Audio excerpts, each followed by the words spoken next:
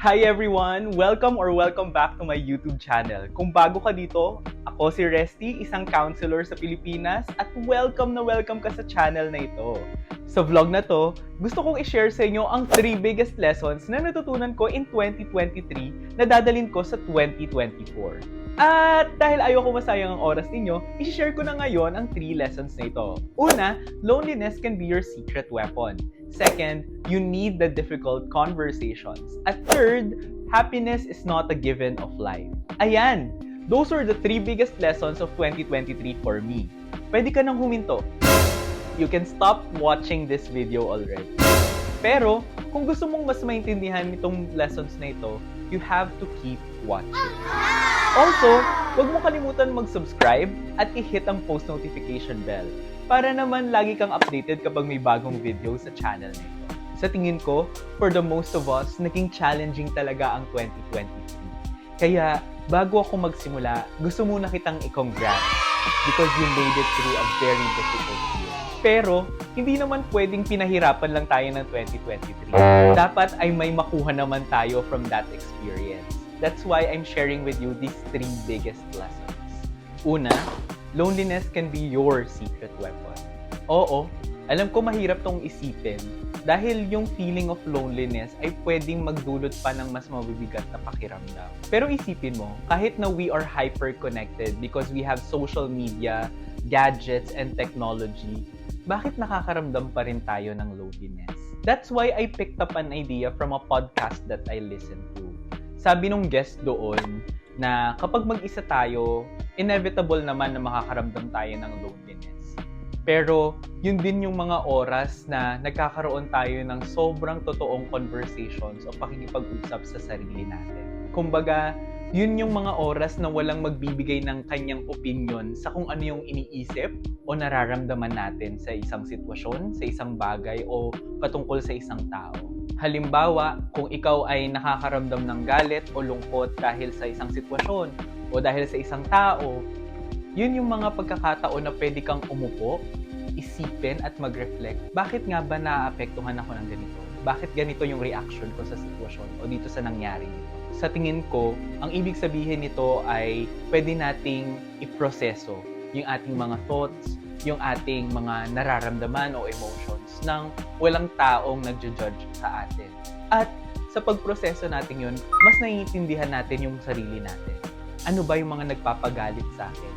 Ano ba yung mga nagpapalungkot sa akin? Kapag mag-isa ka, yun yung time na pwede mong pakiramdaman o talagang i-experience yung emotions mo. And with that, pwede ka ding matuto. Like, kung nagkamali ka or may nagawa ka because of your emotions, pwede mo ngayong upuan at sabihin na, siguro next time ito yung pwede kong gawin o ito yung response na dapat kong gawin. Actually, last year na-realize ko na sobrang bilis kong mainis. Yung patience at saka yung peace ko, sobrang dali ma-disturb. Ang daming sitwasyon na nakakapagpainis sa akin. That is why I decided to sit down by myself and really reflect.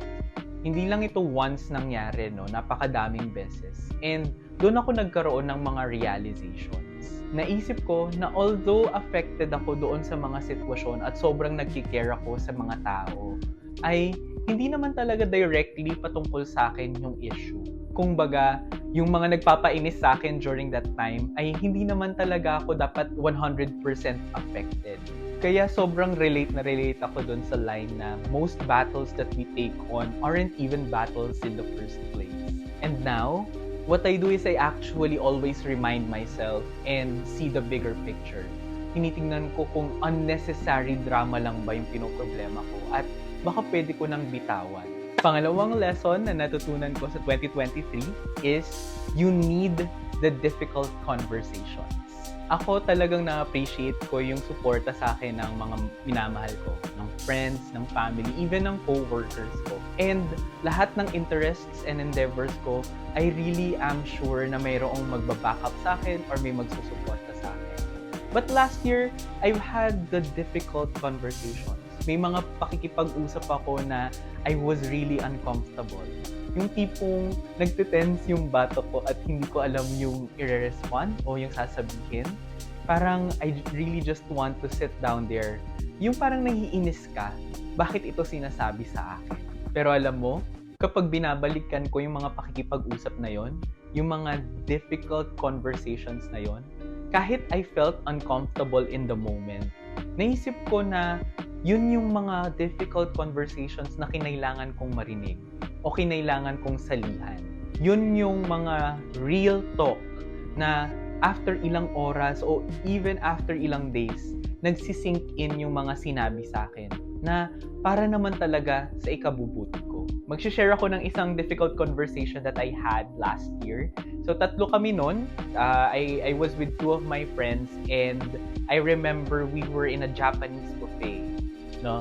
So, basically, nagkwentuhan kami, nag-updatean kami. And these are important people in my life naman. So, I know that they come from a place of care and love. So, ang nangyayari noon, so kumakain kami, nag-updatean kami kung ano nangyayari sa amin. And during that time, ina-acknowledge ko naman, diba?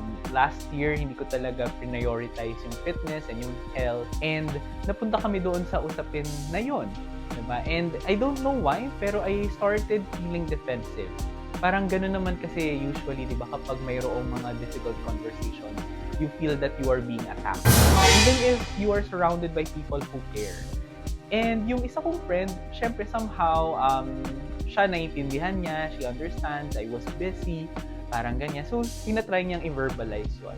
Pero, what really struck me was, ito yung isa naming friend, and sinabi niya na, even if you are busy, Resty, you need to do self-care. And it was somehow difficult for me to hear in the moment, na parang I was really uncomfortable. Bakit ba natin pinag-uusapan ito, ganyan? But then, as time went by, pinoprocess ko yun. Siyempre, pag uwi ko, nag-sink in sa akin and I realized na this friend of mine wasn't even talking about weight. He was actually talking about if I was taking care of myself or not. And dun ko na-realize na, oo nga no, parang nawala yung pagpapahalaga at pag-aalaga ko sa sarili ko, which is very important. So, kung ako sa inyo, I will treasure this difficult conversations. The same goes to you.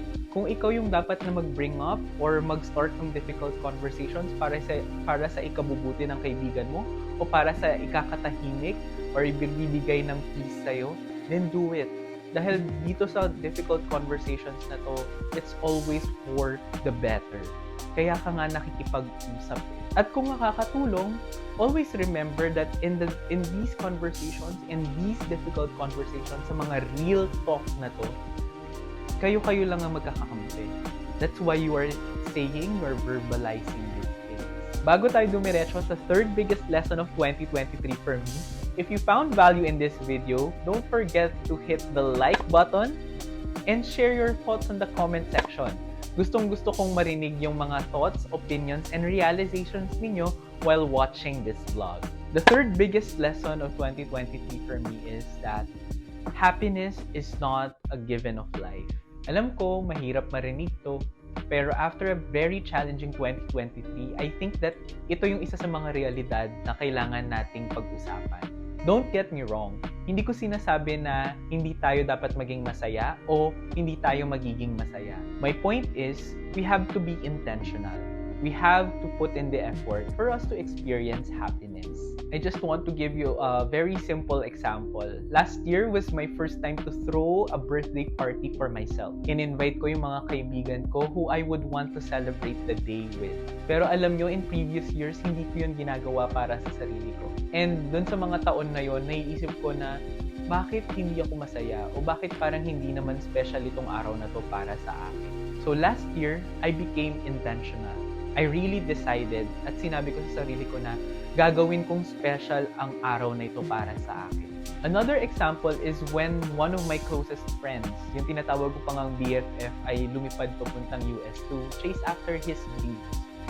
And I really felt sad and lonely when he left. Because I knew na yun yung nararamdaman ko and I was really in touch with my emotions during that time.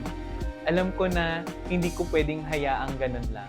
I knew that I needed to do something. I needed to be intentional to somehow feel a little bit better, to feel positive emotions like peace, and happiness. And so I was intentional. I decided to meet up with my friends. Nag-set ako ng date with two of my college friends, yung college counselor ko, and one of my college closest friends. And ang tagal naming hindi nagkita-kitang tatlo. Nakikita kami na parang dalawa lang kami, ganyan. Pero yung magkakasama, ang tagal, years. That's why, nung nakita kami, parang ang dami naming kwento. Ang saya sa pakiramdam. We went to places, told stories, and alam nyo ba, 3 araw kaming magkakasama. At hindi yung planado Parang ang nangyayari is, after a day, uuwi kami, and then magkakayayaan, so nakikita ulit. And that somehow helped me. And I knew that I needed to do that because I needed to feel happiness. I needed to feel joy. Hindi ko sinasabi na kailangan mong gumastos ng malaki para makaramdam ka ng happiness. Ang point ko is you have to be intentional. You have to do things that you know will make you feel happy. Dahil sa totoo lang, hindi automatic yung happiness Hindi naman yan basta-basta dadating sa buhay mo, mararamdaman mo siya. You have to do something. You have to be intentional. You have to put in the effort. And you have to do that dahil deserve mo. Deserve mong maging masaya. And there you have it. Those are the 3 biggest lessons that I learned in 2023 na dadalhin ko sa 2024. I hope that you found value in this vlog and sana may mga nakuha kayong lessons na maa-apply nyo din sa sarili nyo ngayong taon. Thank you very much for watching, and as always, don't forget to share this video to your friends and family. I'll see you on the next vlog.